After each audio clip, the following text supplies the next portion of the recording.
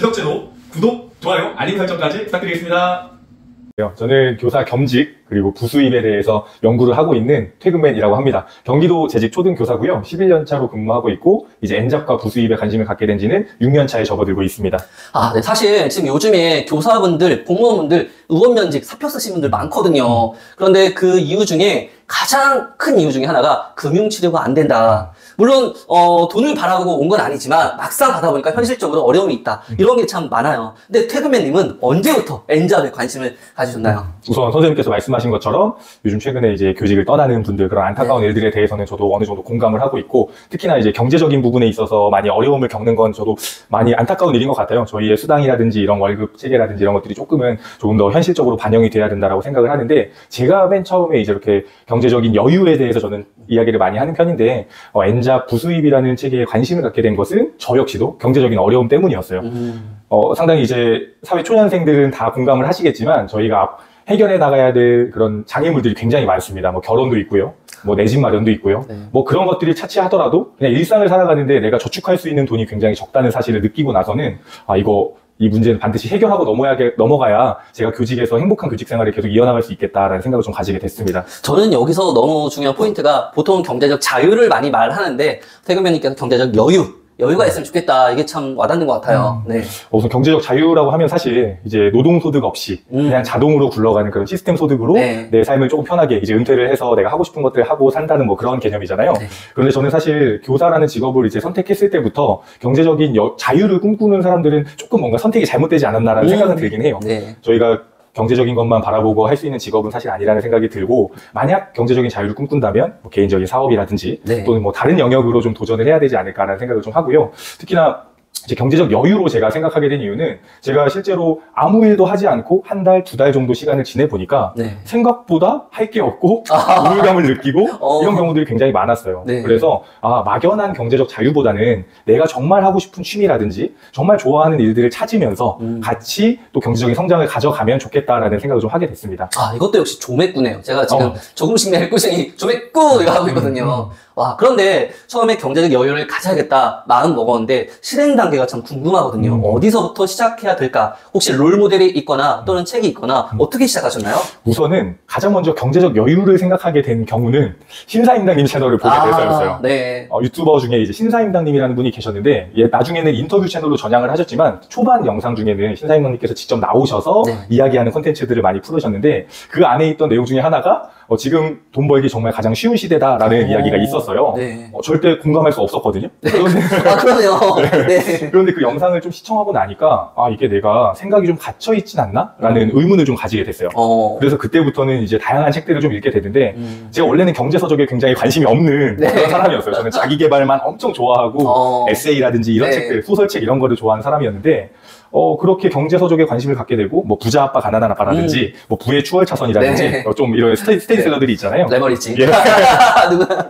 좀 있죠. 맞아요. 그런 책들을 조금씩 읽다 보니까 이 책들이 하는 이야기가 나에게도 좀 필요한 이야기구나라는 생각을 갖게 되더라고요. 그래서 경제적인 여유에 대해서 좀 관심을 갖게 되었고, 그렇게 하다 보니까 제 길을 좀 찾아보기 시작했어요. 그럼 처음에는 영상으로 동기부여를 받으셨고, 그 다음에는 책 읽기로 나아가신 거네요. 그 다음 스텝은 뭘까요? 그 다음에 이제 책을 읽기만 하니까 남는 게 하나도 없는 거예요. 단순히 그냥 읽고 끝, 한 권 완독, 자기 만족에서 그냥 끝나다 보니까 이거를 무조건 하나의 실행 또는 하나의 결과물로 좀 만들 필요가 있겠다라는 생각이 들었습니다. 그래서 그 내용들을 블로그에 정리를 하기 시작했어요. 그때부터는 글을 쓰기 시작하셨네요. 맞아요. 그게 지금 몇 년 전일까요? 그게 19년도에 이제 공개적인 글쓰기를 처음 시작을 했거든요.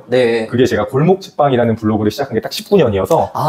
블로그 이름 자체가 골목책방, 책에 관한 내용이네요. 맞아요.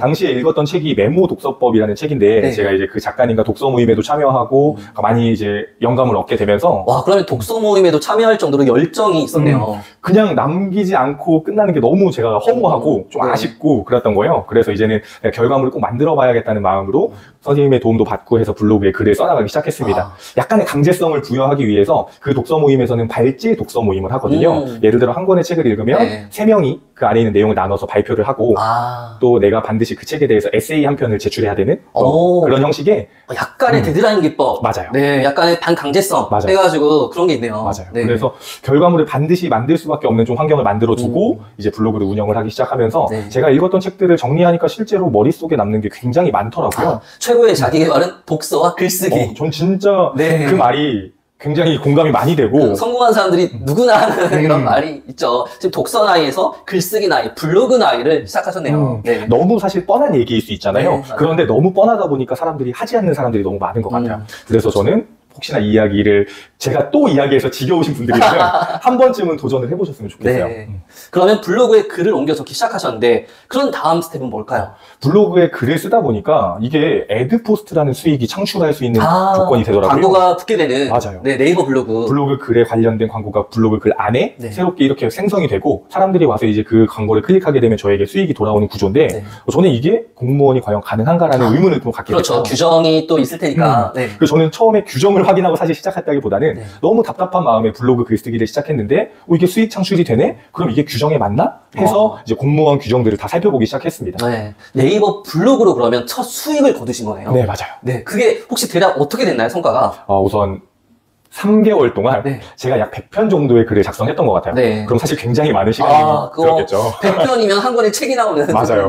그런데 100편을 썼는데 제가 받은 수익은 7,000원이었어요. 7,000원. 7,000원 굉장히 이제 작은 금액이긴 하잖아요. 물론 3개월 100편의 글을 썼는데 7,000원. 저는 처음에는 지금에서야 작은 금액이지 않나요? 라고 말씀드리지만 당시엔 너무 기쁜 거예요. 내가 글을 썼는데 돈이 더 야. 뭐 큰 돈은 아니지만 내가 했던 결과물에 대해서 보상이 들어오네라는 그 구조가 너무 행복한 거예요. 맞아요. 그리고 내가 뭔가 투자하지 않고 어떻게 보면 무자본으로 한 거기 때문에. 맞아요. 그리고 가장 기뻤던 거는 결국에는 이게 합법적으로 겸직이 가능한 분야라는 게 너무 행복했어요.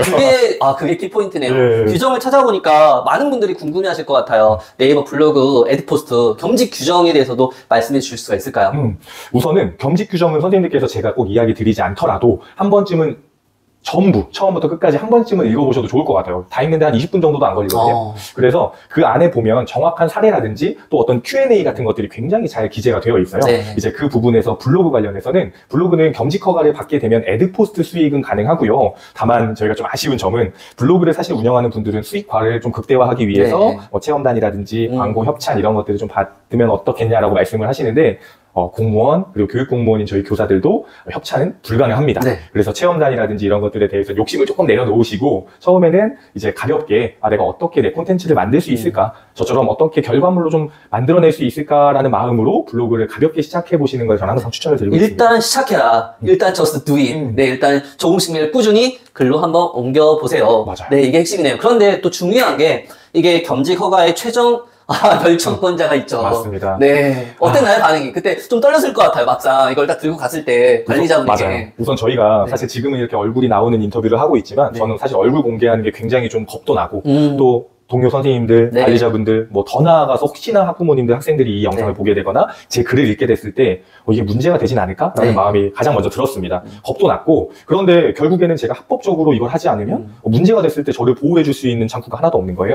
그래서 이제 관리자분을 찾아갔는데 다행히 저는 나중에도 말씀을 드리겠지만 저는 관리자분들과의 관계를 잘 맺는 게 굉장히 중요하다고 생각을 해요. 근데 그게 단순히 개인적인 그런 이유도 있겠지만 학교라는 그런 사회에서 저희가 결국에는 사회생활하는 직장인이잖아요. 직장 생활을 할 때 직장 동료와 어긋나는 게 사실 가장 큰 스트레스가 아닐까 생각이 드는데 인간관계가 모든 스트레스의 주 원인이죠.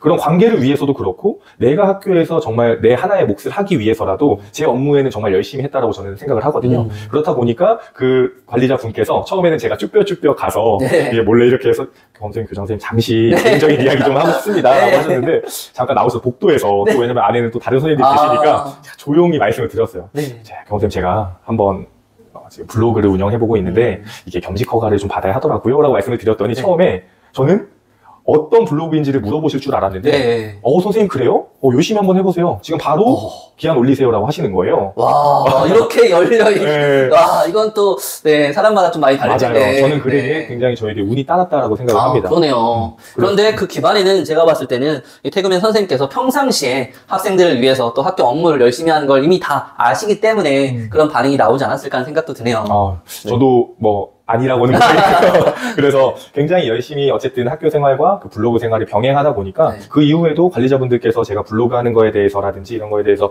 뭐 일절 이야기하신 부분이 없었고. 그게 지금 블로그를 시작하신 지 얼마 만에 이렇게 하시게 된 건가요? 우선 3개월 딱 그 애드포스트 수익 창출이 난 그 순간에는 무조건 바로 겸직 허가를 받았습니다. 왜냐하면 겸직 규정 조건에 수익 창출 조건을 충족했을 때라는 문구가 정확히 기재가 되어 있어요. 그래서 바로 가서 말씀을 드리고 시작을 했습니다. 그리고 더 중요한 건 또 내용 자체가 컨텐츠가 책에 관한 내용을 주로 하셨기 때문에 그것도 블로그를 보셔도 또 괜찮아 하시지 않았을까라는 생각도 드네요. 너무 중요한 부분을 사실 짚어주신 것 같아요. 사실 저희가 겸직 규정에서 또 가장 중요한 부분 중에 하나는 공무원의 품위를 해치지 않아야 한다.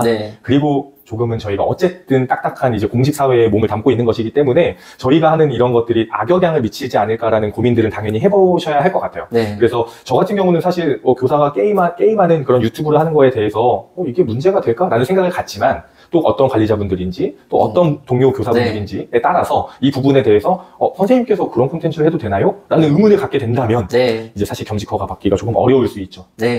이런 부분까지 자세히 설명해 주셨는데요. 일단은 공무원 N잡 첫 번째는 네이버 블로그 애드포스트였습니다. 여기 관련해가지고 또 추가적으로 해주고 싶은 말씀이 있으신가요? 우선 저는 항상 N잡 겸직을 할 때 너무 처음부터 큰 목표, 너무 많은 열정을 가지고 시작하는 건 조금 오히려 빠르게 지칠 수 있다라는 이야기를 많이 드리거든요. 그냥 단계 조맥구, 조금씩 꾸준히가 뭐든 좋은 것 같아요. 진짜 조맥구가 제가 성공한 사람은 아니지만 조금 성장하는 데 있어서는 굉장히 좋은 그런 키워드 같아요. 조금씩 매일 꾸준히. 블로그도 마찬가지입니다. 블로그도 결국엔 조맥구입니다.